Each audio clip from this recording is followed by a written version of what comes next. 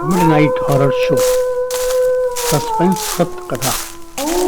इसमें कभी कभी जीवन में कुछ घटनाएं ऐसी हो जाती हैं जिनकी हमें कभी उम्मीद भी नहीं होती। कब जिंदगी में अचानक से कोई मोड़ आ जाएगा और हमारी जिंदगी ही बदल जाएगी, ये तो बस ईश्वर ही जाने। पुष्पेंद्र के साथ भी एक दिन कुछ ऐसा ही हुआ।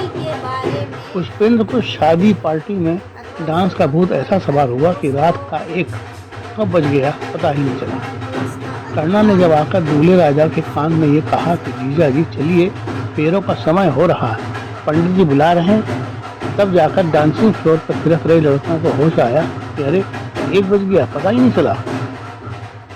पुष्पेंद्र ने भी अपनी कलाई घड़ी को देखा, 1:10 चलो कोई बात नहीं। वह निकेश यानी दूल्हे के पास गया और बोला अब चलता हूँ यार, बहुत देर हो गई, सुबह ऑफिस भी जाना है। निकेश बोला अरे यार आप इतनी रात में कहाँ जाओगे, सुबह चले जाना, कल छुट्टी मार लेना। नहीं यार ऑल्टर आ रहा, ऑफिस भी जल्दी पहुँचना है, छुट्टी नहीं मार सकता। ठीक है फिर तो जाना ही पड़ेगा, okay good night. Good night कहकर निकेश कर्णा के साथ चल पड़ा। पुष्पेंद्र ने बाहर आकर अपनी बाइक पार्क से निकाली और तेज रफ्तार से बाइक को भगाता हुआ अपने रूम पर आ गया। रूम पर आकर अपने कपड़े चेंज किए और फिर से एक गिलास ठंडा पानी निकाला और अपने बिस्तर पर आकर बैठते हुए पूरा गिलास पानी का पी लिया और फिर एक हल्की सी चादर ओढ़कर लेट गया। डांस करते करते पुष्पेंद्र को थकान भी हो गई थी, इस कारण वह लेटते ही सो गया।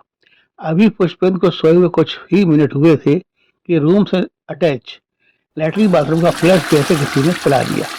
फ्लश की आवाज से पुष्पेंद्र की नींद टूट गई। पुष्पेंद्र को फ्लश के पानी की आवाज साफ सुनाई पड़ रही थी।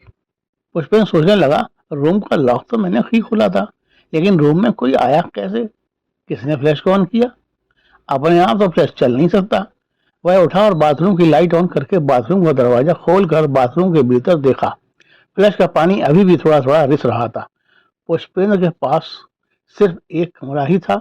उसी कमरे में एक कोने में छोटी सी रसोई थी और दूसरे कोने पर बाथरूम अटैच था।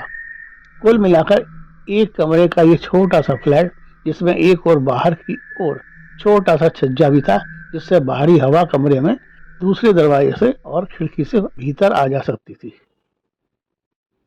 पुष्पेंद्र ने सोचा हो सकता है पानी का दबाव फ्लैश में कुछ ज्यादा हो गया हो, इस वजह से वह ऑन हो गया हो। पुष्पेंद्र कच्ची नींद उठ गया था, इस कारण उसकी आंखें अभी भी करकरा रही थी। पुष्पेंद्र ने बाथरूम की लाइट ऑफ की और अपने बिस्तर पर आकर लेट गया।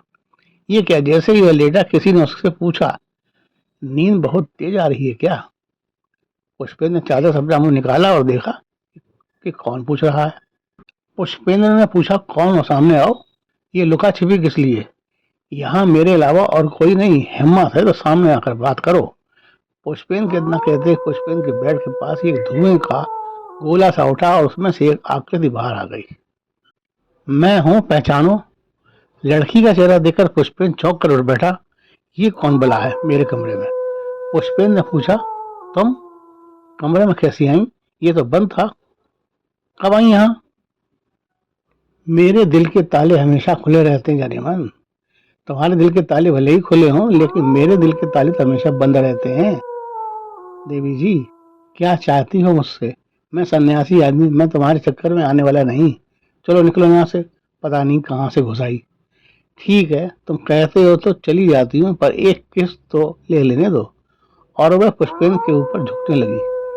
पुष्पेंद्र पीछे हटता गया, लेकिन उसने पुष्पेंद्र के ऊपर आकर अपने मन की मुराद पूरी ही कर डाली। पुष्पेंद्र अपना गाल पहुंचता हुआ बिस्तर से उठ बैठा। यह क्या बदतमीजी है, ऐसे जोर जबरदस्ती भी की जाती है क्या। वह अचानक से पुष्पेंद्र के ऊपर झुकी और एक बार फिर पुष्पेंद्र की गाल को चूमा और हवा की तरह वहां से गायब हो गई। पुष्पेंद्र हक्का बक्का सा रह गया। इसे ये समझ नहीं आ रहा था कि आखिर ये है कौन और मेरे बंद कमरे में आई कैसे। क्या ये मुझे अपने वश में करना चाहती है, क्या ये मेरी जान लेना चाहती है, क्या रिश्ता है इससे, क्या पूर्व जन्म में ये मेरी कोई थी जिसे मैं या ये एक दूसरे को चाहते हो। नहीं नहीं, इससे मेरा कोई रिश्ता नहीं, ये मुझे बर्बाद कर देगी।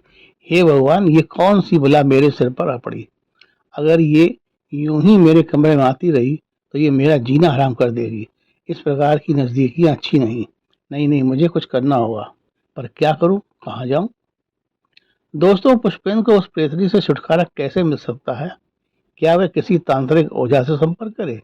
क्या वह उस प्रेतनी के वशीभूत हो जाएगा? क्या कोई धार्मिक स्थल पर जाकर वह उस प्रेतनी से मुक्ति पा सकेगा? या वह स्वयं ही बालाजी की आराधना से या इस प्रेत बाधा से मुक्ति हो पाएगा? अपने सुझाव कमेंट बॉक्स में जरूर दें। पुनः मिलूंगा। नमस्कार।